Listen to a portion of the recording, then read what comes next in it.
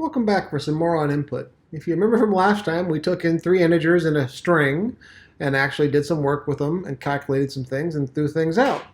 You can, interestingly enough, not limit yourself to one input at a time. So for example, if we wanted to get the length and the width at the same time, we could ask in the prompt for the length and the width in the same time.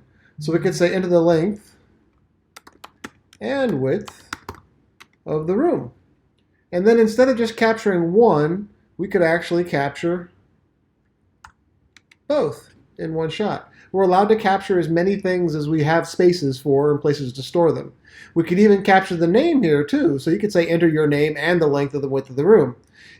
Cin will capture and put in exactly the same order exactly what you have here. So if we run this just to show, here's Bob again with his 144 square foot room, and there we go. So you can see we can capture multiple things at a time. If we wanted to, we could even, like I said, enter your name and the length and width of the room. And then this could drop right here. We get rid of this. And there we go. We can now run all kinds of stuff. So enter your name and the length and width of the room. And the enter key, when you press enter, is what causes this thing to actually respond. So Cin won't read until you press enter. So if I type in Bob and hit enter, it's going to sit there and wait for the rest of the input until I give it everything it needs to finish things off. And then you can see there's Bob again. It took it all in. If you wanted to, you could hit enter from every one, but this is really kind of meant so that you could actually sit there and say, all in one shot, Bob 1212 or 123, oops. But it gives you the answer for everything that you got. So this is not bad. This is a cool feature.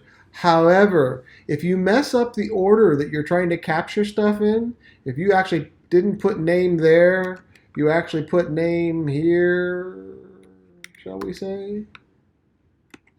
So you ask for the length, the width, and the name in this order on the prompt, but you capture it in this order. When you run this code, it isn't going to give you a whole lot of errors out there.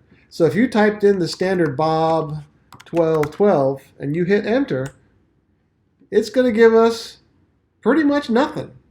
And here's why. Cin, and I euphemistically call this Cindy. Cindy's a little precocious 2-year-old who knows exactly what she's supposed to do. She's been told, look for an integer value to go inside length. So inside what you consider a buffer, if you really want to think of it as a pipeline of characters, she's going to look at the very first character in that pipeline and go, oh, I'm looking for an integer type variable. The only symbols that I can actually use for length are between 1 and 9 inclusive. These are the only symbols that length can take. So it looks and says, hey, I'm looking for a 1 through a 9. And if we did it the old way, just like we asked for it, but it's looking for an integer, it finds a capital B and goes, that's not a 1 through 9. While characters are stored as decimals, they're not represented that way in input streams, at least not this way. So Cindy looks at it and she goes, I don't know what to do, and throws a tantrum, or as I like to say, she pops her head off and she falls down on the floor dead. And now nothing else can process from here.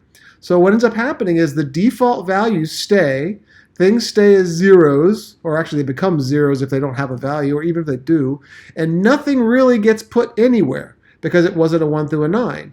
It was literally looking for the name first, or what we said was give us the name first, but we really looked for the length.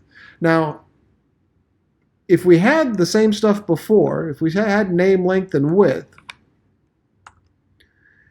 the name itself is basically any set of characters that you can type on the keyboard. Anything that you see on your keyboard and can type in, it will generally accept as a character input to a string. There is a catch. The cin command stops on what's known as white space. It stops processing the first variable and then moves to the next one that it has, or it finishes. So white space, a blank, a tab character, a new line character, all of that is stop reading this and get ready for the next. So in the case of Bob, it would start down here and read Bob, B-O-B, blank, and stop right there where the cursor's blinking. So when it comes to length, it goes, oh, okay, skip the white space. Hey, there's a 1. A 1 is between 1 and 9. Got it. There's a 2. That's between 1 and 9. Got it. Oh, there's a space. Stop again. So that's exactly how Cindy is processing these lines of code. So whatever you're asking for, as long as it's able to be read and fit into the appropriate variable, things work out fairly well. So if you ask for characters, you could ask for a character, capture the character. But integer numbers and floating point numbers are different. A floating point number has the same kind of limitations as an integer point, but it also has a decimal that it can look for. They also, by the way, have both a plus and a minus sign, so you can see that these are all the symbols that we're going to look for when it comes to numerical values. If it's not one of these, Cindy won't know what to do with it. Under standard C++, there's a new feature out there that lets us do some other stuff, but for what we're doing, this is the standard stuff. So if it's not one of these things, plus minus 1 through 9 for an integer, plus minus 1 through 9 or a decimal for a real value, she won't know what to do with it, and she basically throws a temper tantrum and stops processing data. There is, at that point in time, a broken input stream. And there are ways of fixing that, but we'll get into that later. So for now, just know that whatever you declare, whatever type these are, this is what Cindy's trying to load, and it should match the order of your prompt. And with that, we'll move on to some more stuff. Have a great day.